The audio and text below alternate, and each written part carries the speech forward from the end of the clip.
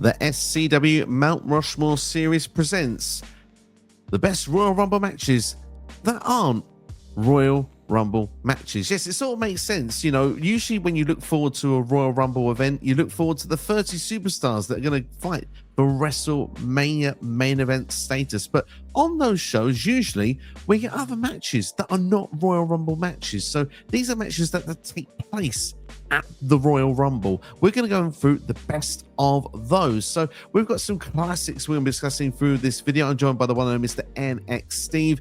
Are you looking forward to diving into this one? Because there's some great matches throughout the years. Yeah, it took me in my brain a minute to work out what half of the matches were before I could sort of go, oh yeah, these are definitely my Mount Rushmores. But yeah, I'm ready for it, man. Let's get into it. I'll tell you what then, are you ready for it? Let's give it your first option, please.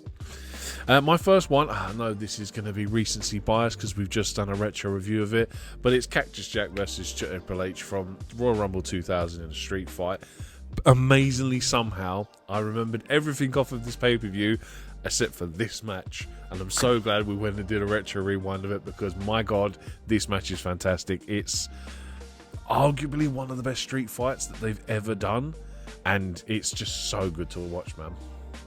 It's an amazing match, being in the garden, Madison Square Garden, Cactus Jack's, backyard, and just, with a short entrance way with the sort of street fight vibes as well with how they did the entrance way, and just the fact as well that Triple H was bloodied throughout this match this was almost like the proving ground of Triple H becoming that established main eventer in this match, overcoming Cactus Jack, overcoming a barbed wire 2x4, overcoming tables and all sorts of things, thumbtacks as well. It's as violent as you like, and I don't know, there's some nostalgia for it as well when it comes to yourself for me, because it was you came for the first time on terrestrial TV, non-pay-per-view, non-paid Sky TV. You could just watch this show on a Sunday night on terrestrial TV, and it's just amazing. VHS tape and everything. Exactly. I haven't got to go to a video store and rent out a video and rewatch this. I can literally stick a cassette in my cassette player and record the thing and watch it whenever I want. It's an amazing feeling, isn't it? And I tell you what, it's just, I don't know, it has all the feels. And when to go back and watch it again recently, I feel the same. It's on my list as well. Look, so there you go. Spoiler number one, Triple H Cactus Jack, that street fight. It just brings back all those memories. You go back to how you felt as well around that time period. It's peak Attitude Era. 2000 is one of WWE's best years, because they just, everything ticks and it's on point. And this is a starting point of showing what would be a really good year ahead. Yeah, no, agreed, man. Like I said, it's how, again, I forget the best match on the card is just bemusing to me, but you're right, it's so good. And like you said, with the time period, again, spot on. It's like peak wrestling. This is like when they would sell out stupid tickets for even a Raw or a SmackDown back then. Absolutely. Well, I'll jump in for match number two then, if you don't mind. From my list, I'm going to go for John Cena versus AJ Styles, Royal Rumble 2017, when John Cena won the 16th world title. The match is just incredible. It barely goes outside the ring, if at all. It's just a masterclass. The great chemistry we've always seen with John Cena AJ Styles matches, and this one for me, just, I don't know, it's just top of the pile when it comes to it. Even JBL, who's someone that's not seemingly easily impressed, is just wow, Michael, that's a great match there. That's fun. It's just, it's so worth the watch to go back and see. And like I said, it's history making as well. AJ Styles just had a phenomenal run as champion as well at that time period as well, dropping the title with Cena. So yeah, it has to be in the Mount Rushmore for me. Yeah, no, I get it. It's you're right, it is one of them, and it's especially for the time, because John Cena had kind of built a bit of a stigma of always having a repertoire of the same sort of 5 moves that you would do in a wrestling match. And it's kind of like, can he still go? Can he still do decent wrestling matches? And for him to put on this absolute barn burner of a match with AJ Styles, like you said, they barely leave the ring. It was almost like John Cena proving to the world that I can still do this. And AJ Styles is just, do you know what I mean? He's that guy that's just in there. This is why Taker wanted AJ Styles as his last match. Do you know what I mean? Just pure wrestling gold. Absolutely.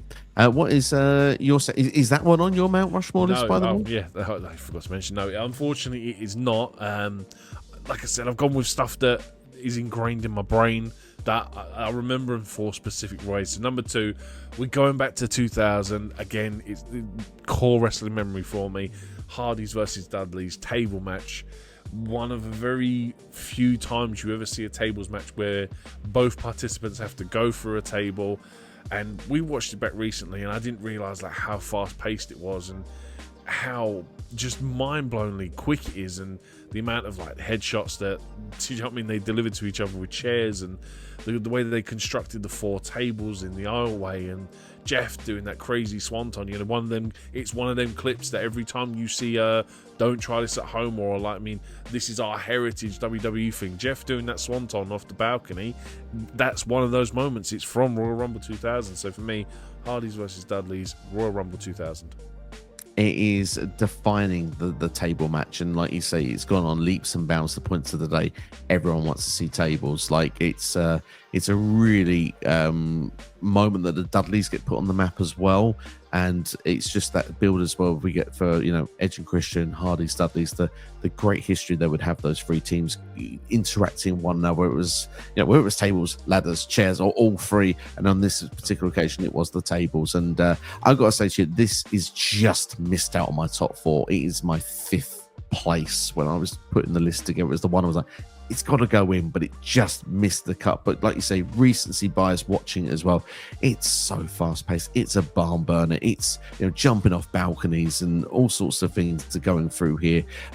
Great near misses with tables being pulled out of the way. Hardy's, you know, you had to do the offensive moves as well. You know, the Hardy's put themselves through tables where they went for the offense, but the Dudleys won the defense, so it didn't count. I just love the way that this played out. And again, look, I know I'm that guy that's, you know, he's got a soft spot for MSG, but everything just feels so much better in Madison Square Garden, especially with the short ramp. I know it's a broken record, but I love it. But it's an honorary mention for me.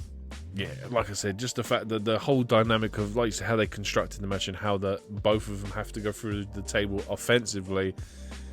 Just like, it's very rare we ever get to see anything like that in WWE. And like I said, for us watching it for free, core memory, mate, it's great. It's core memory indeed. Speaking of core memories, my 3rd selection is going to be from Royal Rumble 1999, the I Quit match, The Rock versus Mankind, a match that would make you wince watching it today. The amount of chair shots to the head is sickening, to be brutally honest, but it's a core memory growing up watching that match. The fact, you know, Mankind would not say the words I quit, being thrown off like a balcony into electrical equipment, The Rock handcuffing him and making him almost utter the words I quit, or so we thought. It's actually a tape recording that was done at the time. Very clever finish. I must have seen this match about 1,000 times, and one of the reasons it's a core memory for me, my best friend from school and still to today, James, he's been on this channel multiple times before. We used to actually have school lunches together. Used to be going around his, and we used to watch this match on loop. So for me, it's got a special place in my heart. So even though it's probably one of those today, I think a lot of people would cringe at, like I say, with those chair shots, for me, it still holds true. So yeah, it's got to be in the Mount Rushmore for me. Yeah, I mean, this is my number 3.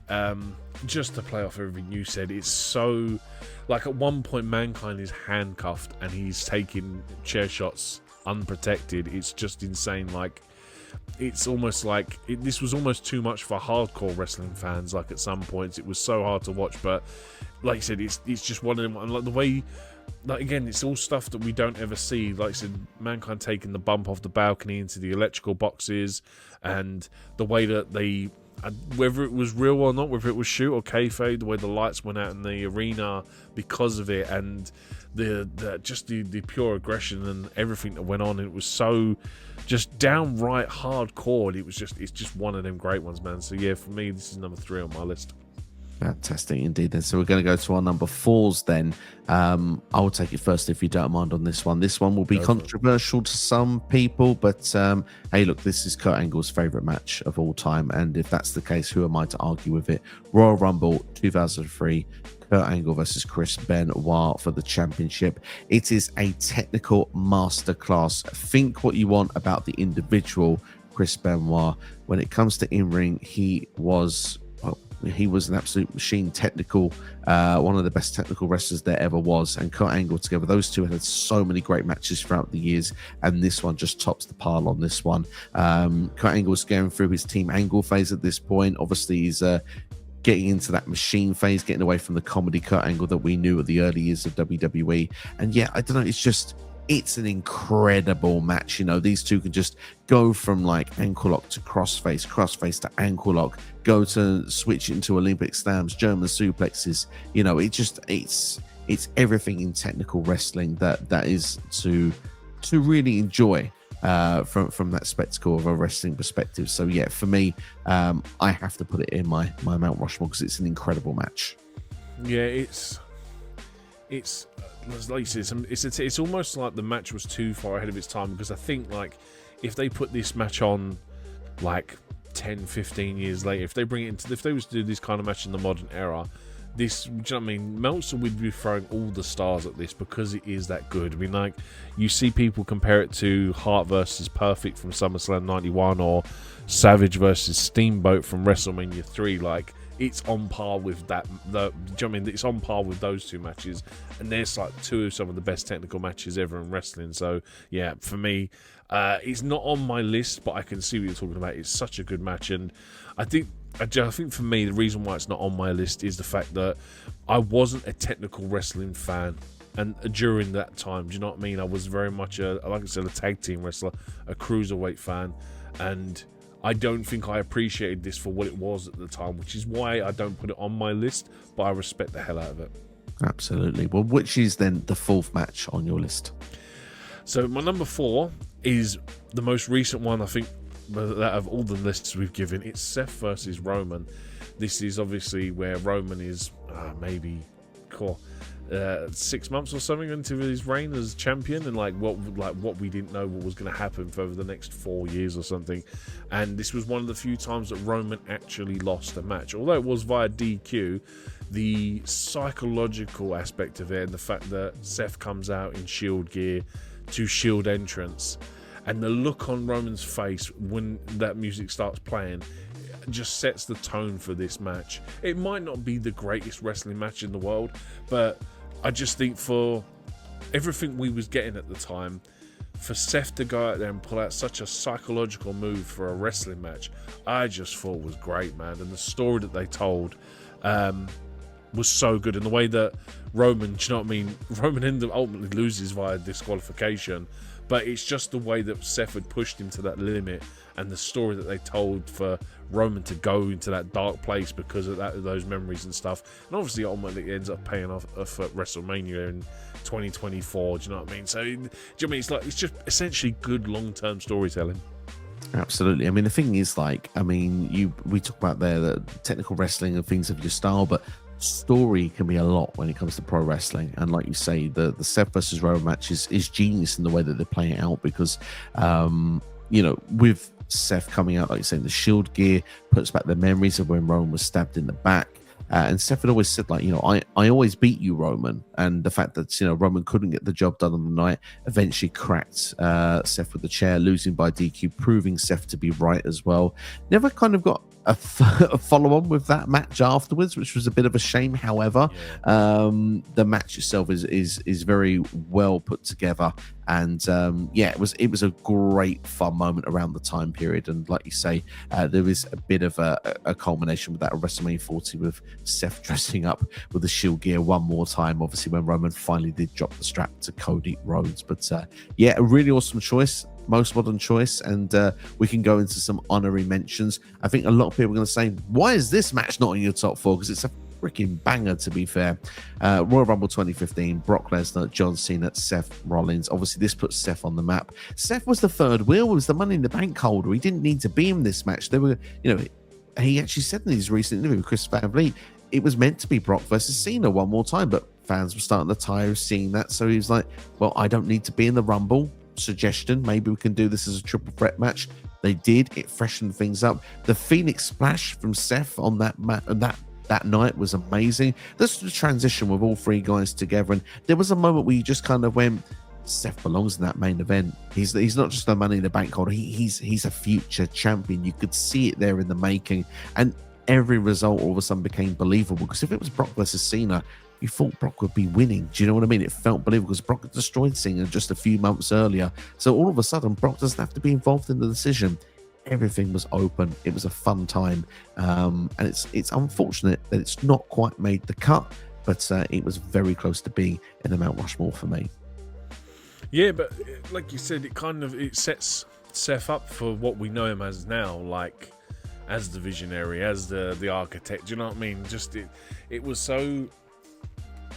Just Seth's story is just in general, his rise to the top card it's so good. Like if you were a pro wrestler and you want to pick a career to ideally choose and follow, it's got to be Seth. Like Seth is up there with Shawn Michaels in terms, and this match, yeah, it's just one of them ones where you're right, he's a third wheel, but the crowd want that third wheel because he's just so over. And once you're over, that's where you need to stay. And like you look for that moment where you're like, getting over is the hardest part. It's staying over, and obviously he's over at this point, and it's just so good, man.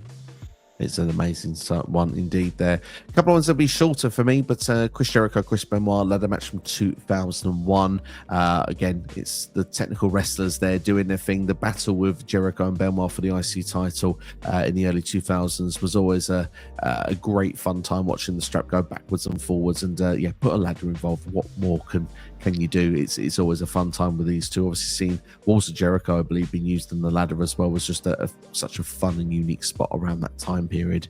And last shout for me from 2007, the last man standing match, John Cena versus Umaga. Umaga was undefeated at that time, obviously fell to the hands of John Cena, but just a very creative, fun match that they'd put together before the Rumble. It was one of those moments where a lot of people were saying John Cena sucks around the time, but I think a lot of people bought into this match. It was a good one. Yeah, no, again, some great shouts. I can't really add much more to it. Like I've had my four on there. You've mentioned pretty much the only other like big one that would have missed out on my list. So it's a case of that we've pretty much covered the bases for all the decent non-Royal Rumble matches, really. But yeah, they're all really good, man. Yeah, fantastic indeed. But then it leads me to the question then before we pass over to those watching and getting your comments in below. What are your Mount Rushmore of best matches that are not Royal Rumble matches and a Royal Rumble event? That's probably the best way to word that one. What are your 4 selections? So my 4 were from the year 2000, Triple H versus Cactus Jack in a street fight. Also from the same show, the Hardys versus the Dudleys in a table match. 1999, Mankind versus The Rock in the I Quit match. And then in the most recent one, Roman Reigns versus Seth Rollins. Amazing stuff indeed. So my 4 selections for you were Triple H versus Cactus Jack, the street fight from Royal Rumble 2000. We had John Cena versus AJ Styles from 2017 when John Cena became a 16-time world champion. We have The Rock versus Mankind in an I Quit match from 1999. And last but certainly not least, Kurt Angle versus Chris Benoit from 2003. So that's our selections there for you. Let us know your selections in the comments below. If you've enjoyed the video, hit the like button, share with a friend, and subscribe as well. And if you enjoyed this kind of content, then why not check out the rest of the series of the Mount Rushmore so far? Click displays on the bottom of your screen. Although if you want to see Royal Rumble predictions for this year, then check out the video on the top of the screen. Thanks for watching. Take care. We'll see you for the next one.